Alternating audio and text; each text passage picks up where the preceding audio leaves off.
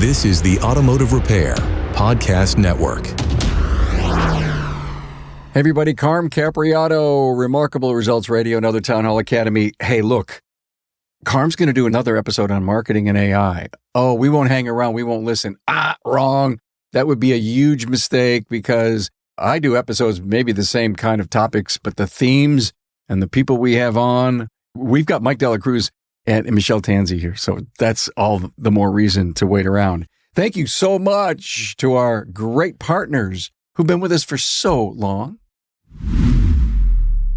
Hey, let's face it, your shop management system is the most critical tool in your shop, and NAPA Tracks will move your shop into the SMS fast lane with on-site training, 6 days a week support, and local representation. Find NAPA Tracks on the web at napatracs.com.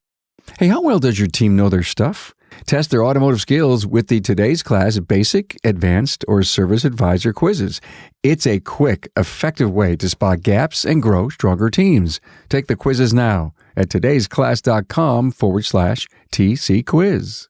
Shop owners, stop juggling multiple marketing tools. KUKUI's integrated platform, they deliver 4 times better website conversions, automated follow-up, and real-time ROI tracking. Get industry-leading customer support with KUKUI. That's KUKUI.com. You're probably tired of chasing new customers who never return. We understand. Pit Crew Loyalty ends the one-and-done cycle, turning first visits into lasting, reliable revenue. On the web at pitcrewloyalty.com. Hey, look, I want to tell everybody, please get our listening app. It is the coolest thing ever for your smartphone. Yeah, you can listen on Spotify and Apple, I get that, but this is a tool for you, for your smartphone, the ultimate professional automotive repair playlist.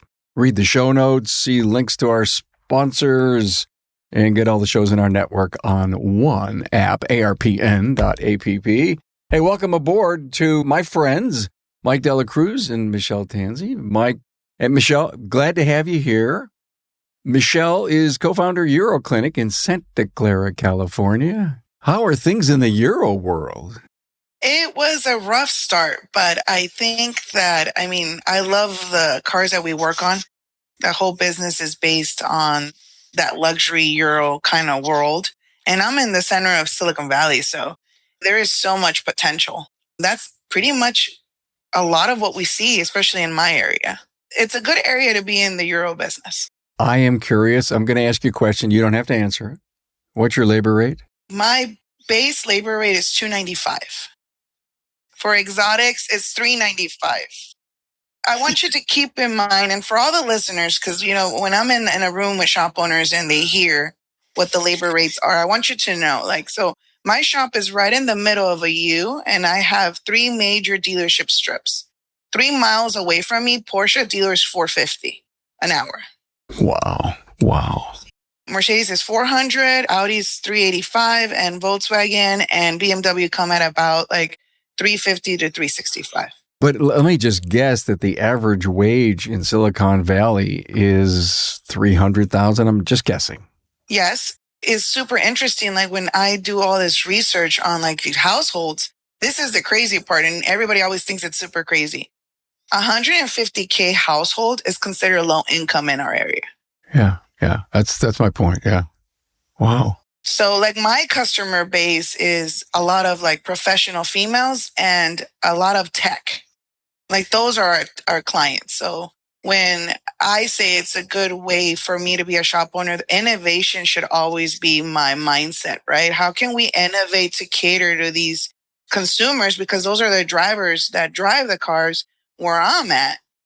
I love what I do. I don't work on cars, but I love what I do, constantly working with the whole team that we work with on how can we serve this consumer better due to what they do for a living, what they drive. A lot of them, my clientele in my area, is time is money, right? So taking in your car for service, it costs you more than them being where they need to be.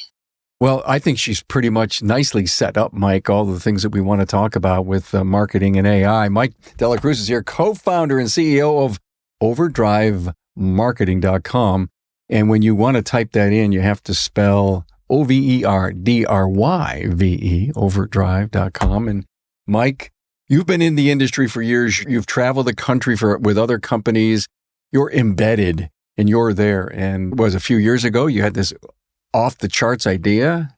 Yeah, absolutely. Yeah. It was January 11, 2023 where I launched Overdryve. And here we are over 3 years later. And just a quick plug for Michelle. She's actually my shop. I bring all my family's cars to her. She's like less than 10 minutes or so, right, Michelle? Like 8 minutes or something like that from my house. So I'm in Silicon Valley. I don't meet those. I'm in the minimum threshold, but thankfully my wife makes way more money than I do. So just for context. But yeah, best shop here in Silicon Valley for sure. So very grateful to have Michelle, service all my cars.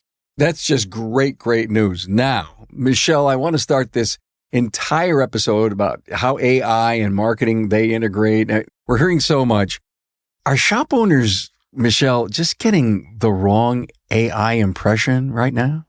I think so. And I think it also it depends, right? Or where demographics has a lot to do how you embrace technology. We sit on all these different boards with all these shop owners or different places in the industry all over the United States. And I think a lot of them fear it. Some think it's BS. In my shop, we're trying to embrace it completely, in everything that we do. We're looking for our vendors to start embracing it as well. We're looking for the best technology to get information the fastest. I know Bernard is starting to implement it with the technicians, using ChatGPT. The company has one. We taught it. We made it learn everything that we possibly can. And a lot of people start having negative comments on it. For me is you have to look how to embrace it, and you have to pick technology and then say, how can this improve us to be way better? For example, B's using it with the technicians in a sense where if you tell it, I already did this. This is the issue I'm having. What am I not seeing? And it's instant, right? Instead of calling tech line and waiting it's how can we get information faster? And it's utilizing it to the ability to say, hey, how am I having tunnel vision? What am I not seeing? But you have to train it. I always say you have to train this. This is not replacing humans. It's helping us think faster. Imagine like a machine that's helping you think faster, narrowing your thoughts, but you still have to tell it. It's not going to know if I can explain it better. Mike, I know you want to jump in, and you should, because you're smarter than I will ever be. But that whole thing about being able to teach it, Mike, one of the key pieces that people are forgetting is that you could tell it what you want, how you want it, what tone you want, don't do this, and it remembers. Yeah. Well, think about this shift, right? If you go back 25 years or so when websites first came out, we were a little hesitant. We had to learn this new www, right? Then social media came out.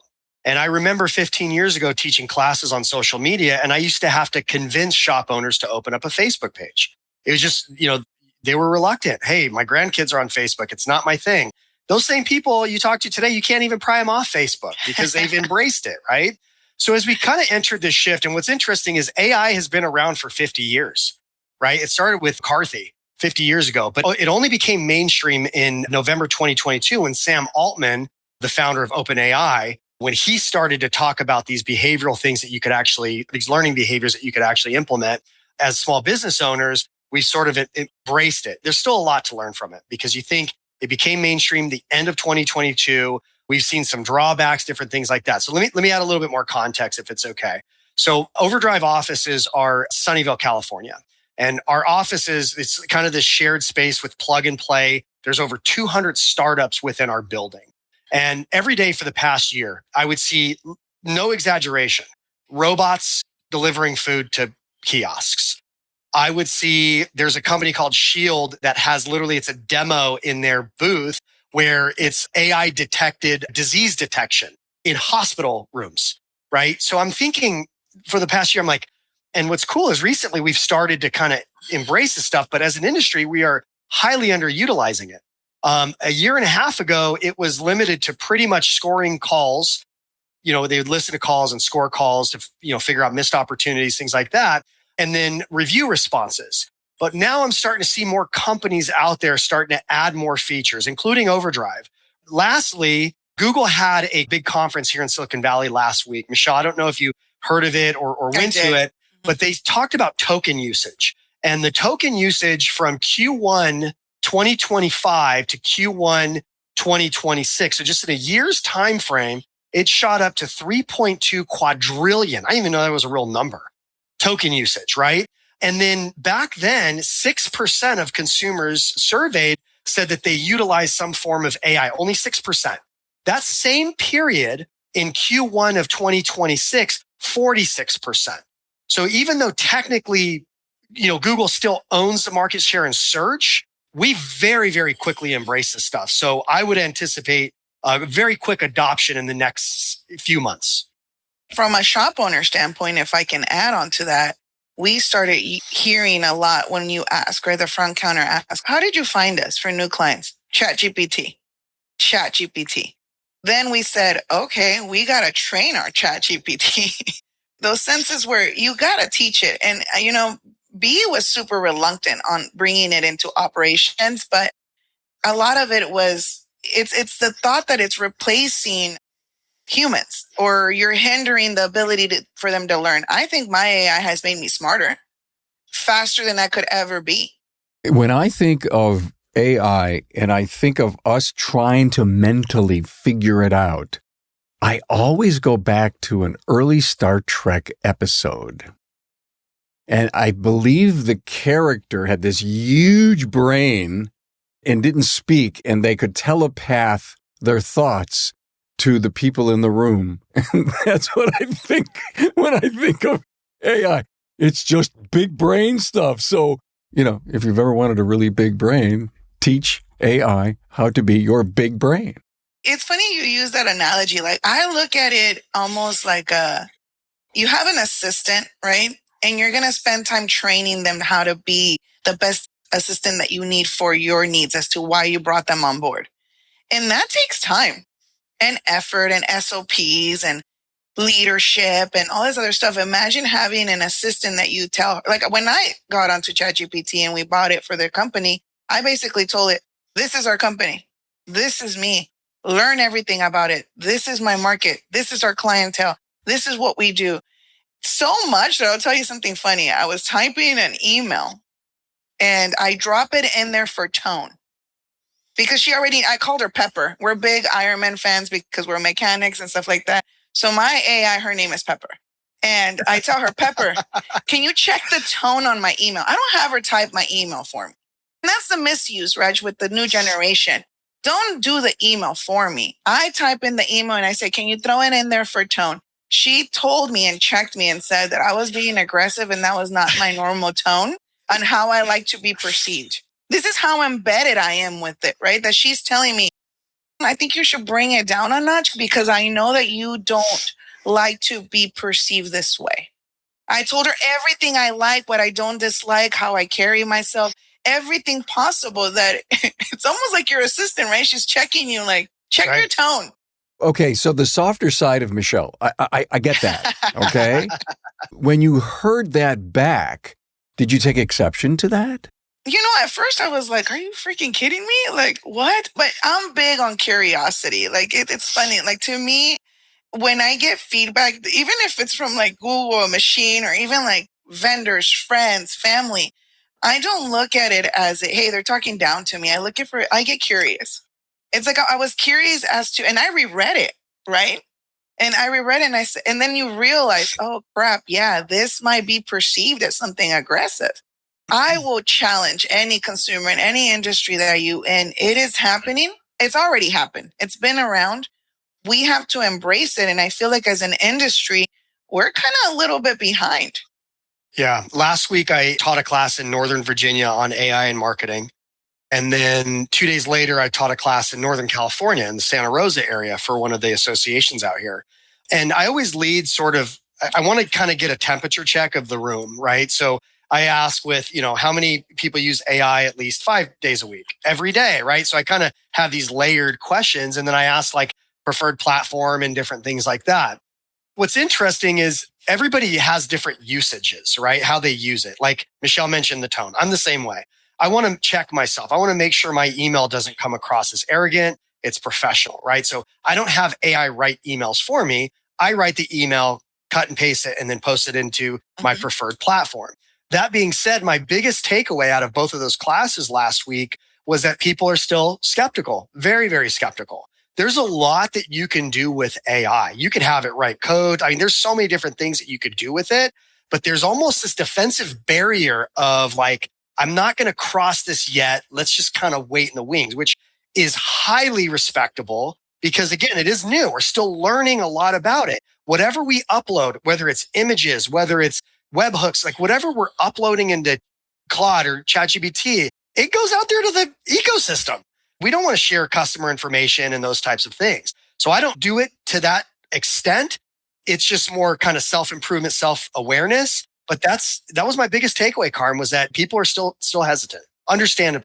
I don't have a problem with being cautious, but I guess the message that the industry needs to hear and understand is you can't ignore it. You're going to have to one day embrace it. Now, it may be in a longer curve to embrace it, but you cannot completely ignore it. And Mike, let's go back to all the, when the SMSs came out and then DVIs and all this high-tech stuff that started to invade our business. And some people look the other way. They're not around here anymore.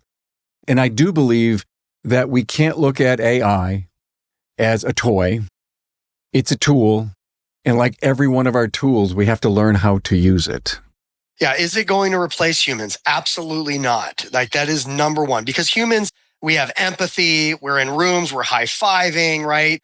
But if you think about, and I'll just use a broader context, any role. In my world, it's marketing, right?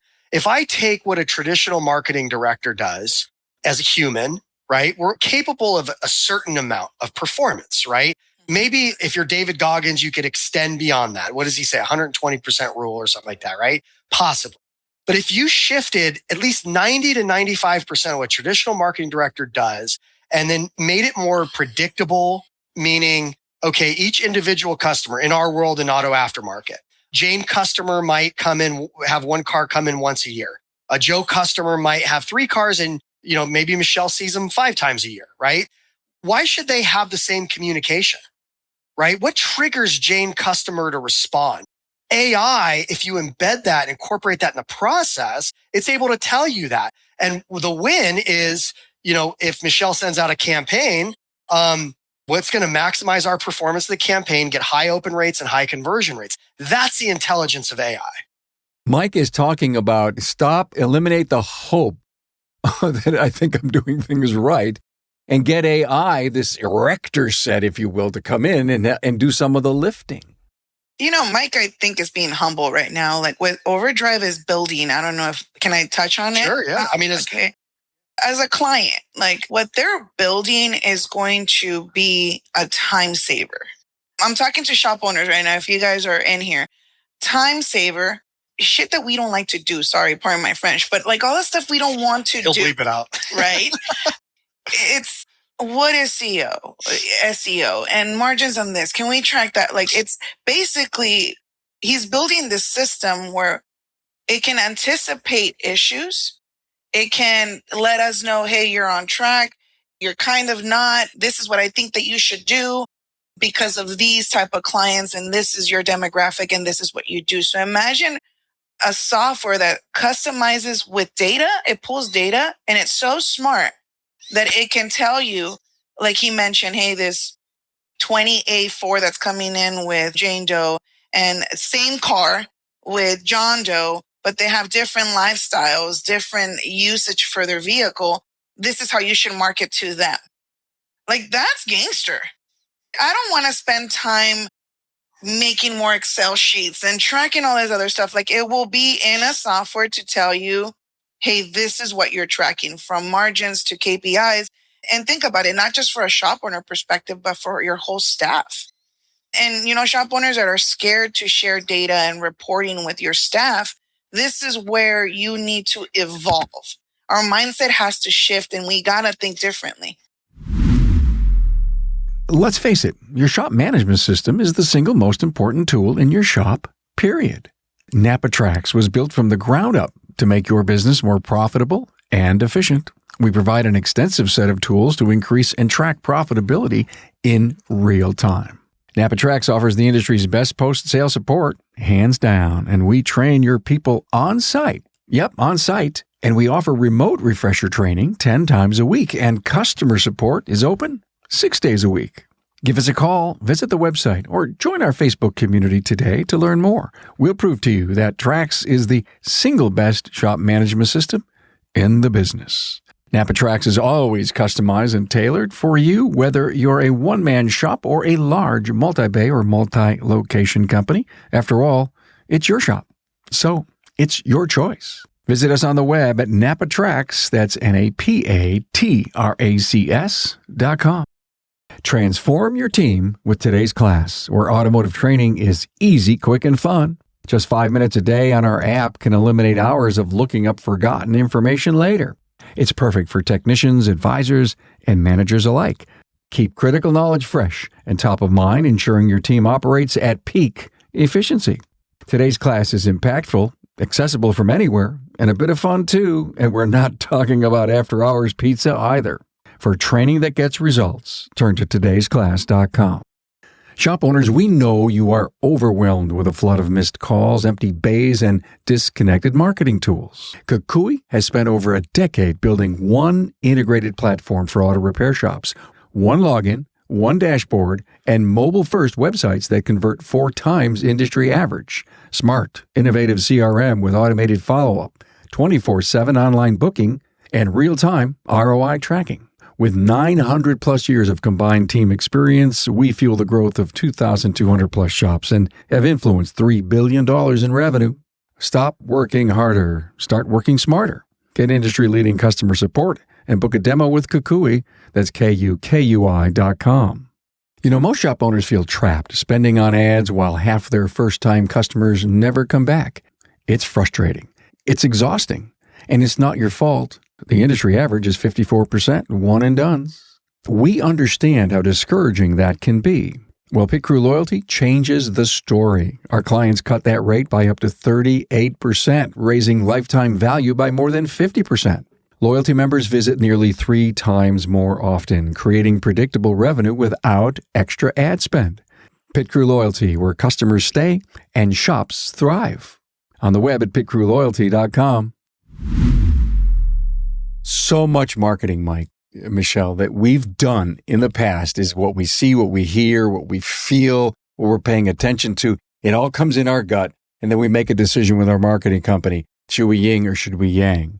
And I think what I heard from Michelle is that some of that gut, some of that emotion that we bring in needs to be more analytical and show us what's going on, and then maybe we apply a little emotion to the decision that we make, which way to go, but now we're more steeped in logic and objectivity. Is that right, Mike? Yeah, and predictable as well. I think that that's a key thing. And I'll give you an example. Let's say folks go to Google to find a repair shop, right? Which is kind of the common thing right now. I go to Google, I type in Euro repair near me, right? Google pulls up, obviously, the sponsored ads, like the LSAs, the map pack. And then if a consumer is not satisfied with what they see there, all they have to do is click more options or more businesses, and it's going to collapse a lot of other shops. Now, there's a journey in that customer cadence, right? They find you online, they read a review, there's a call to action, they talk to an advisor, they come in. If you install APIs, for example, into a Google Business Profile page, and I won't plug our platform, but it just generally speaking, like, is able to identify AI, let's say AI is coming in, able to identify search trends on Google in your market. And let's say I have a Porsche, but I don't need repair right now. AI is going to tag that and then be able to predict what you're potentially going to land in terms of, from a shop perspective, car count, ARO, and total sales. Because everything's dependent on search trends. If people aren't searching for that type of repair that Michelle's offering, it's redundant. You could spend $1,000, $10,000 a month. If people are not searching for what her specialty is, what she's looking to target, you're dead in the water, right? But we want to look at search trends. So when you combine the Google Business Profile page as just as an example, and then combine that with what people are searching for, AI is able to predict, okay, well, based on search trends and all these other parameters, here's where you're going to end up. You're going to be 22 leads down on your Google business profile page by the end. I mean, that's how intelligent AI is. And like, who doesn't want to embrace that? I don't want to switch this discussion down any other highway, but what just came through my mind, and maybe work with me for a couple of minutes on this, is auto repair shop near me. Mike, you mentioned that. The immediate thing that I thought of is why? Why do I need an auto repair shop near me? How come we as a professional industry haven't done enough to build the loyalty into people not having to search? Am I crazy or not? Not at all. Not at all. I preach this all day long, Carm. Most of what we do happens at the counter. In marketing, we have a 75-25 ratio. So for example, if I pulled Michelle's data last month, and if I saw 75% of total customers had been there at least one time before, and 25% were brand new, I would be happy as a marketer, right? Would I be over the moon? Not particularly, but I would be happy. I'd be content. Okay, great. Retention's doing its thing, the people at the counter, and then internet marketing's doing its thing. You know, I've been to over 2,000 shops around the country and in Canada. I have personally walked into over 2,000 shops. I'm an observer. I ask questions. I ask open-ended questions because I want to learn from shop owners, right? What's interesting, and I gave this analogy to you a couple of years ago, if you recall, the NASA shop. With NASA, and I know you love this, with NASA, this is for the audience. NASA, there's no cutting corners. We just seen people go to the moon, right? Like a couple months ago. There is no cutting corners with NASA. Every step of their process is fluid. And they're not just checking boxes. It's really, they've built a process where it's second nature. There is a handful of NASA shops that I've personally walked into.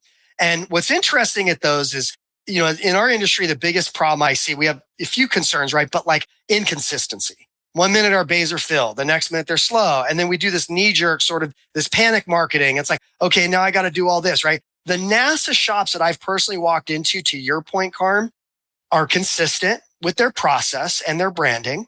Year round, they're a week, say 7 to 10 days out, booked up with their appointments. And the vast majority of those customers that they're booked up with had been in there at least one time before. So instead of that 75-25 ratio, they're more of a 90-10. So eventually new customers to them are just icing on the cake. Ultimately, you need them because people move away, they die, you know, things happen. We need to constantly be looking for new. Mike, this whole build loyalty thing, I can't help but believe that all the tech that we have, CRMs and AIs and what you're doing at Overdryve, has got to help congeal it into a nice glowing ball. Am I right? You're right. And as a marketer, Carm, our primary responsibility is to drive quality leads to the shop, which are called MQLs, marketing qualified leads, that advisors are able to convert into visits, right? And then secondly, behind that is add appointments, fill their appointments. So quality leads, fill their calendar up with appointments. That is primarily what we're doing, but we're not picking up the phone. So sales and marketing go hand in hand. Advisors are sales professionals, okay? Their responsibility is to identify a good opportunity, convert it into the lead, but their work's not done after that because they have to do everything. I call it A to Z, retention marketing A to Z.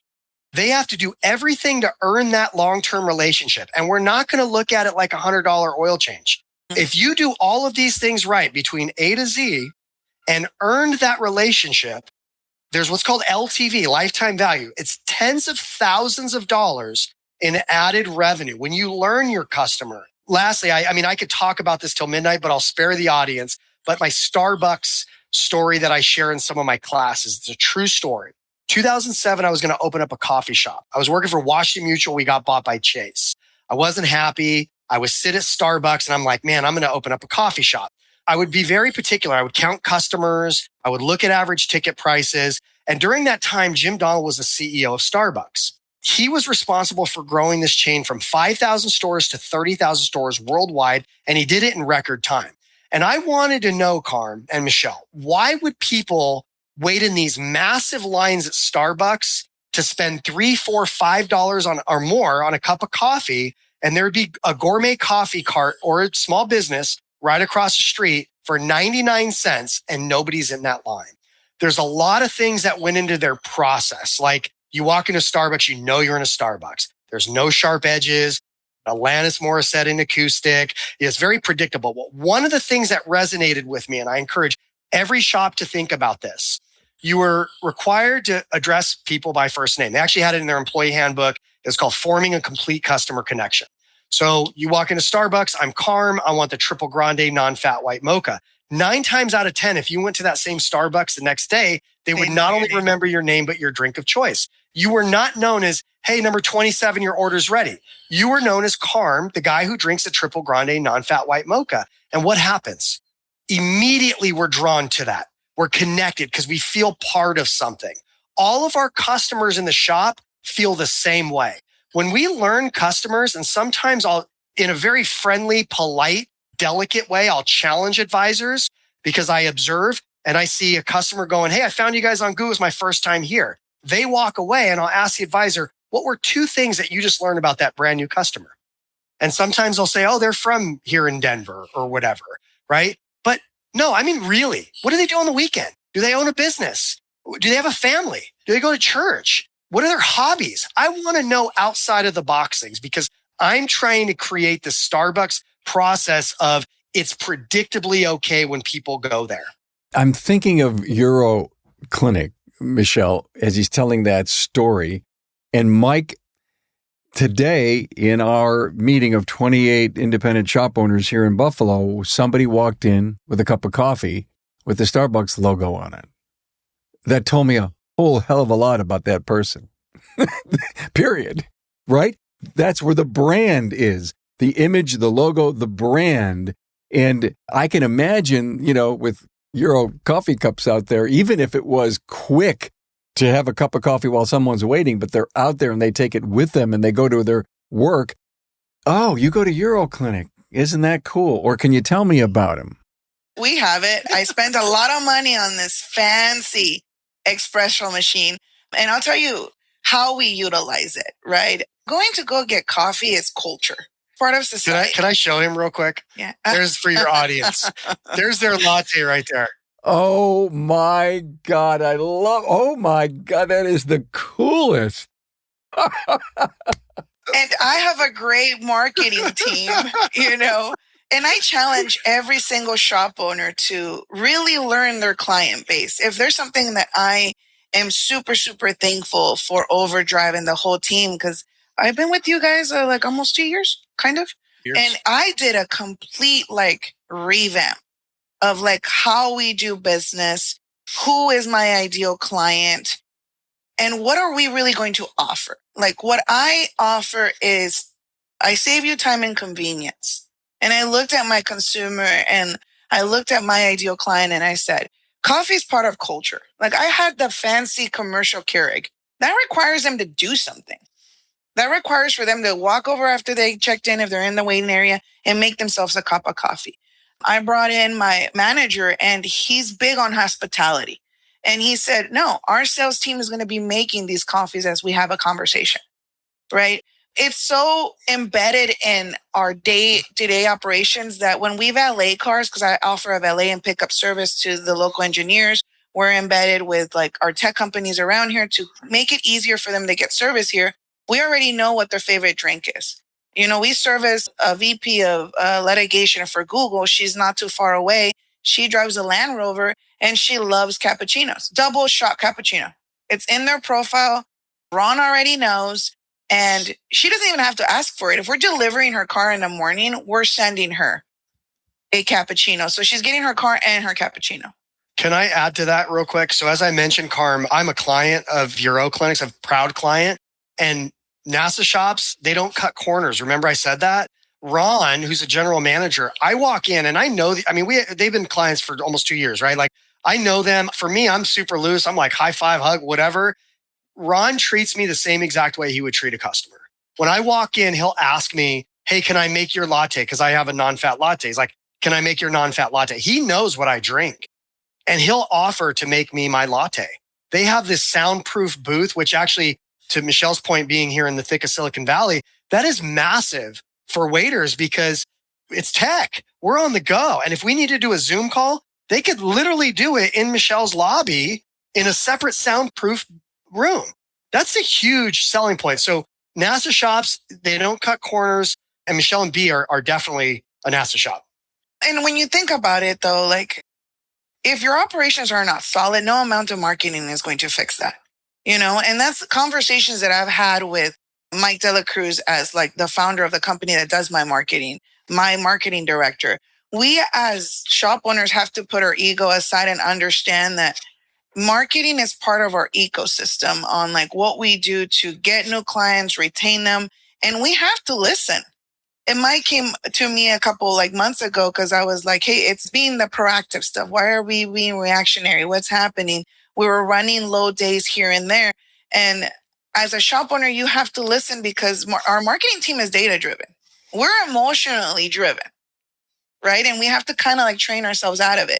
There's always a 50% chance that the marketing company is giving me BS and like stuff is not working, or my systems are not tight like we think we are. So it's a constant evolution of you making sure that the systems are tight, right? Because I don't care if the phone only rings 5 times. That's 5 opportunities that day versus it ringing 30. That's still 30 opportunities. And we have to make sure, I don't know if you taught this. Mike came and spoke to my team for kickoff, and it's like, you have a certain amount on the phone, like a certain amount of seconds to make an impression and basically brand yourselves that way. So for me, I kind of built the company after conversations with my marketing company as I'm the avatar client, right? What are the things that I like? Like in my shop, we don't have too many waiters. A lot of the times when there is waiters, it's new clients because we want them to spend time. We bring them out to the shop. We introduce them. I want them to know how transparent we are. My clientele, 60% is female, and a lot of the times I don't care what brands you're putting in my car. Like that's not how you earn my business. My business, a lot of my normal actual concerns are how long is this going to take and how much is this going to cost me and how is it going to inconvenience my life? So as a shop owner, I had to build systems and put people in places in those systems where though we're addressing those concerns, whether the client is telling us those are my concerns. It's like we almost anticipate those needs. I have a client that comes from me from Woodside. He passes, I want to say hundreds of shops. He's like about 25 miles away. The only reason he comes in is because we allow Mayo to come. And Mayo is this beautiful, big, old poodle. And we have treats for their dogs. We bring out the bull. We get him an Uber pet if the shuttle's not available. His dog is welcome in our shuttle. But I want you to listen to it. Like in our culture here in Silicon Valley, Mayo has his own car. Like this is the life we're living. Okay. This client has about €4, but Mayo's car is a Land Rover Discovery. It's his car. So my lounge is super luxury. Think of like Nordstrom's, but the fact that Mayo's allowed in there, to him, it's like he comes to service his car because we found out that he loves his dog. And his dog is welcome to come whenever he wants. When he doesn't come, we ask, how come Mayo didn't come? And he goes, well, Mayo's not allowed in the GT4 RS. Mike, I got to tell you, there's some real powerful lessons in the last 5 minutes. I couldn't be happier. We have done episodes over these last 11 years where stories just like yours about the love of the relationship and you probably even have wonderful smells inside of your weight room, right? Oh, yeah. We made our own scent. I want you to think okay, you walk into a Ritz-Carlton. They have their specific scent, right? You walk into Hotel W in New York. They have their specific scent. So, and this is stuff that people can do. It's like, you want to be remembered. In marketing, it doesn't matter what industry you're in. You can do whatever you want, but people respond based on how you made them feel. How did I feel in that moment when I was in there? And I'm not saying, Carm, that I am the best shop for every consumer out there that drives Euro. No. I am the right consumer for specific drivers that are looking for this. If you, like Mike's super busy. He's bringing his car in, I think today, and we already offer, I know you're busy, bro. Let us go pick it up. But sometimes, I think he wants to come in. He wants to get his latte. I was like, we'll bring you the latte. Like, that's not the problem, right? It's like, I'm busy. I can't get there. I need no work on my car, but I need a latte. Yeah. For us, it's like this. I've done that sometimes, Carm, believe it or not. I've hung out with them and had a latte. How can we be of service? All right. I'm so impressed with where you've taken this, and I need to ask a really difficult question to the industry. Michelle's Euro. And that's how Euro people are. And my challenge to that attitude is I don't care if you're all models, if you're EV, hybrid, I don't care. What you've done is taken the client experience. Basically, you're the CXO, right? Client experience officer. You're the CXO. And I don't care what you work on. It could be at the highest level because the people that have Cadillacs and all those other high-end Lincoln Navigators and stuff, they want a high-end place to go, even if you're working on a Chevy in another bay. So why isn't this professional industry of ours that's constantly being challenged by the dealership network, why haven't we kicked it up about 42 notches? In terms of adding additional services? No, not the services, but to do the things that, the experience.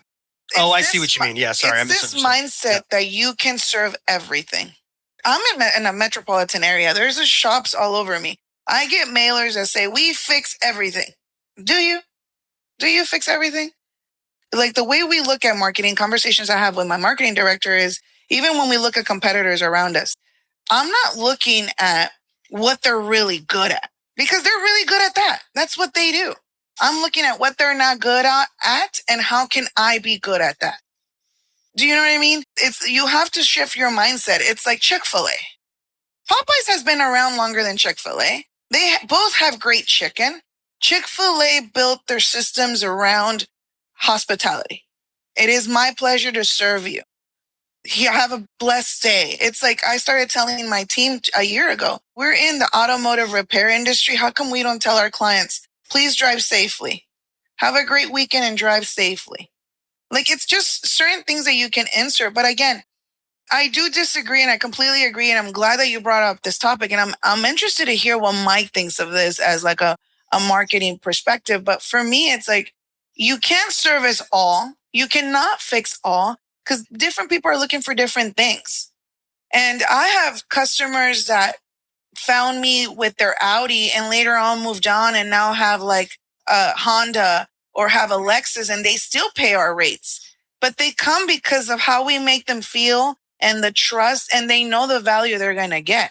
I mean, me servicing a Honda is really expensive. But then now we're getting into value. Now the conversation is moving into added value.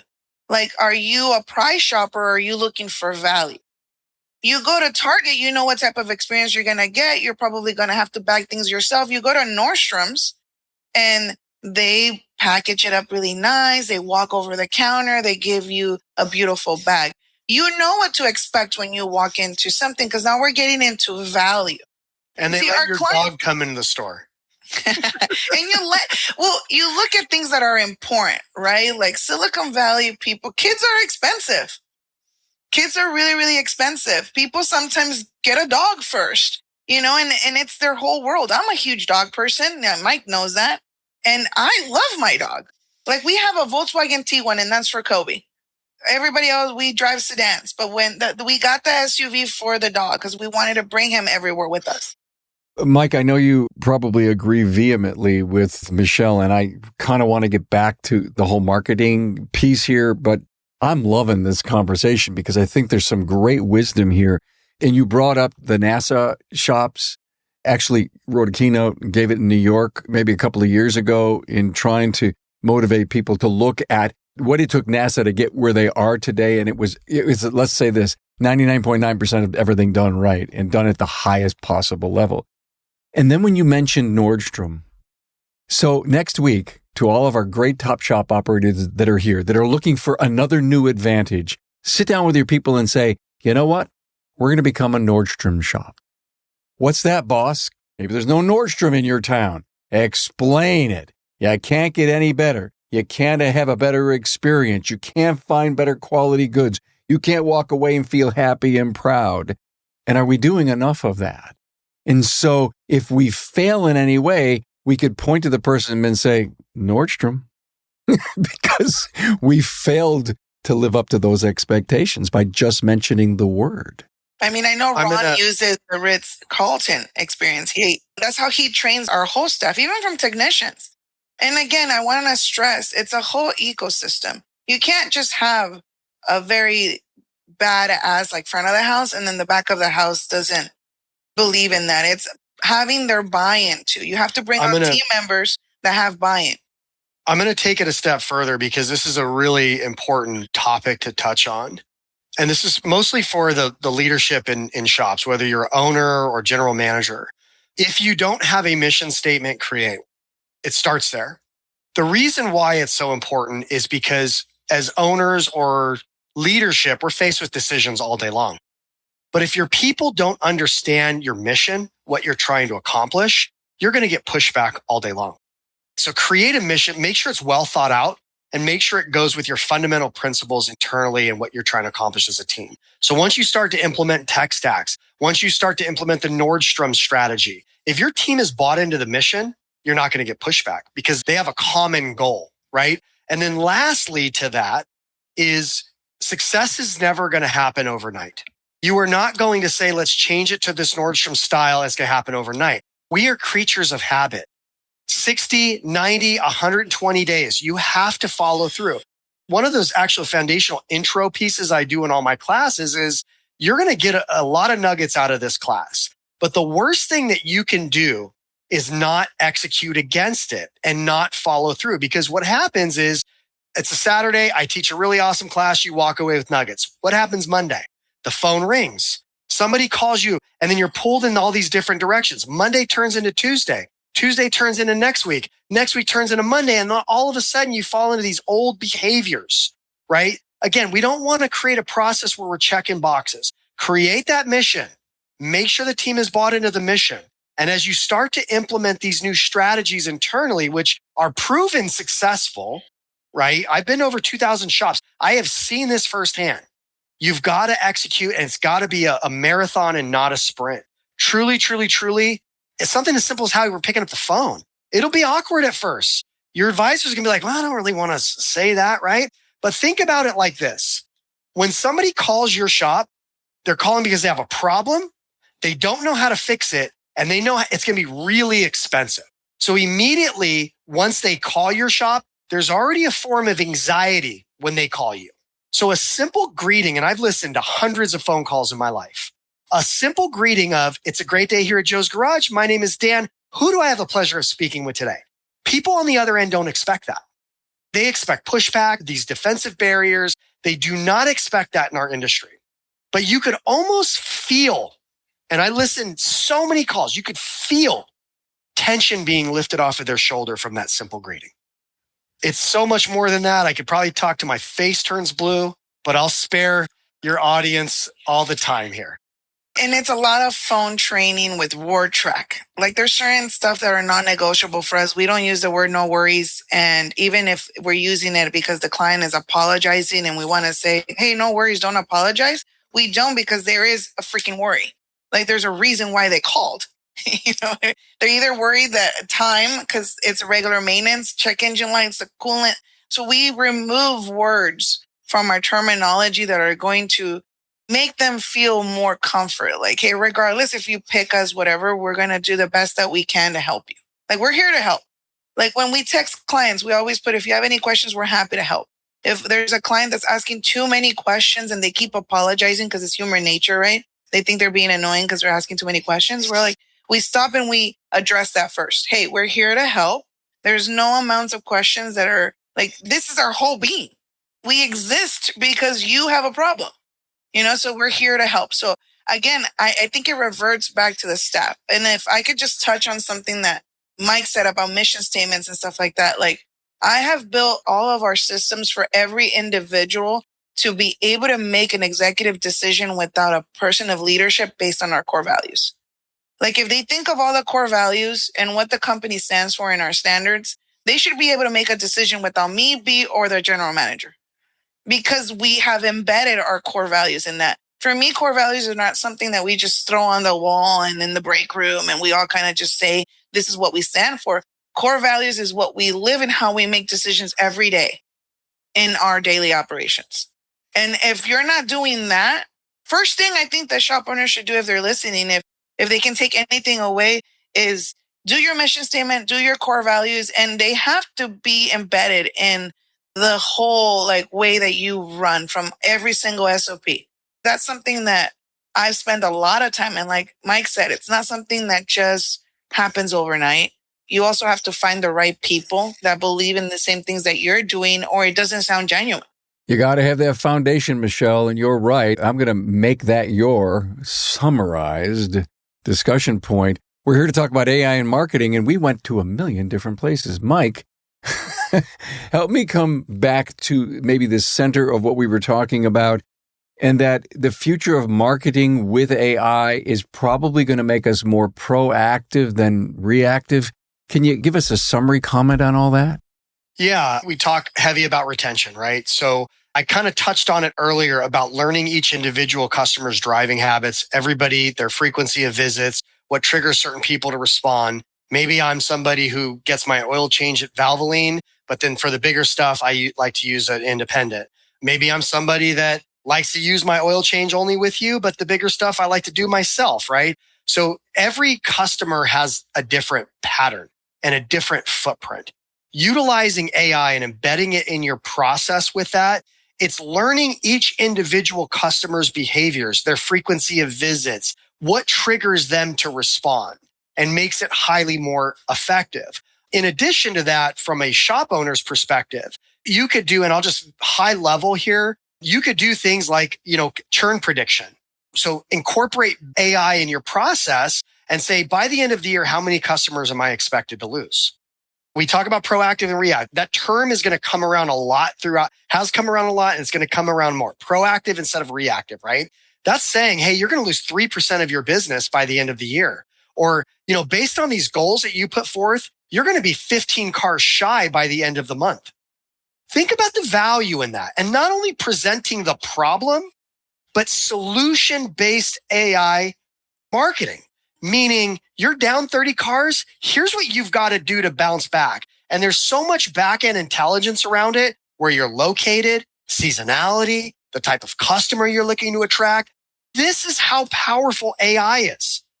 And these are things that we need to adopt as an industry. It is not the future anymore. This is happening right now. Scary stuff, Mike. It really is.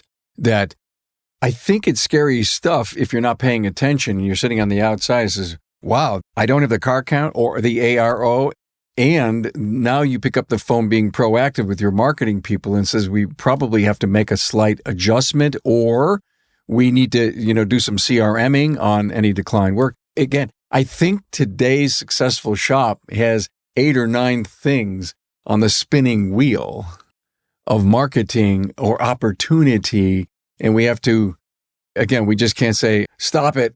Okay, let's do that. No, because let's do that is coming from, if I'm hearing you right, Mike, based on the fact that we've done the research and this is the area that we have to concentrate on. Correct. And I do want to be clear. I mean, I mentioned it earlier, right? There is, we are, and we will always be fractional marketing, outsourced marketing, because there is such a massive need for this. Because as great as AI is, and as predictable as it is, it's going to certainly help shops. It's a tool. Like, you're utilizing a tool that's going to help you be more successful. There's a lot of shops that I talk to that are like, great and everything, and I understand the value of that. I just don't want to manage this stuff. I don't want to have to learn something new. That's why our kind of traditional foundational piece of that fractional marketing agency and outsourced marketing, we're still going hot and heavy with that. But how can we incorporate for shops that maybe, you hire a marketing director internal, it's like 6-figure salary, or an agency, right? You're paying 30, 40, 50K a month, or a year, right? That's not a drop in the bucket for many shops. But if you can shift 95% of that and willing to allow AI to walk you through successful campaigns for 95% less cost for your marketing budget, the total addressable market for independent shops, it starts to expand. because a shop may not have that budget to hire a marketing director. They may not have the budget to hire that outsourced marketing agency like Overdryve. But then there's a lot of shops that say, you know what, I can do this. There's shops that don't. So we want to be able to create a process where we're creating solutions for all. 15 years in this industry, I owe this industry so much. And you know, Carm and Michelle, I'm on boards, Educational Foundation, Yang Mentor. I do so many things because I feel a responsibility. I feel that, the up and comers that are wanting to learn about this industry, I'm not ready to go. So I'm not passing the baton. I just want to teach everybody that I've learned over 15 years, the nuggets that I've been able to take away. That way we could build together. Competitors, doesn't matter. Look, there's so many people to serve here. Let's be nice. Let's play in the sandbox nicely. Let's help the industry grow, not just say we're going to do it. Let's prove it through action. So again, I know it's super long-winded, but very, very proud of what we've been able to accomplish. And the work's not done. We have a lot more to do. Good for you, Mike. A great summary and a very passionate statement. Thank you so much. Again, what people hear from me every time I do an episode is I'm so engaged in the dialogue and my mind doesn't stop. It goes, I'm a 724, okay, on that. Notepad on the bedstand, okay, it's there. And what I was inspired by your final comments, Mike, if you're finding out that you're talking to yourself, talk to your AI buddy. You're a friend, right, Michelle? Yes. It'll keep you in check. If you're talking to yourself, oh, where am I going? What am I doing? Oh, there's a tool out there that I think can help maybe ground you. Yeah. We got to name the tool, though. You got to name him. Yeah, you got to name her or him. Her or him, whoever. Mine's a her, B's a he. But my wife has Claudia for Claude and then Charlie for ChatGPT. Yeah. Shit, I love it. All right. Well, Mike DelaCruz, co-founder and CEO of Overdryve, spelled it D-R-Y-V-E, overdryvemarketing.com, and Michelle Tansey from your clinic in Santa Clara, in Silicon Valley there. Brilliant, brilliant stuff. Thank you both so much for coming on. Thank you, Carm. Appreciate the opportunity, Carmen. Thank you, everybody, for listening. Thanks for being on board to listen and learn from the premier automotive repair business podcast, Remarkable Results Radio. Get your episodic education on the ARPN listening app at automotiverepairpodcastnetwork.com. Also enjoy the podcast on our Carm Capriotto YouTube channel. Carm is all for advancing the professional automotive service industry. Until next time.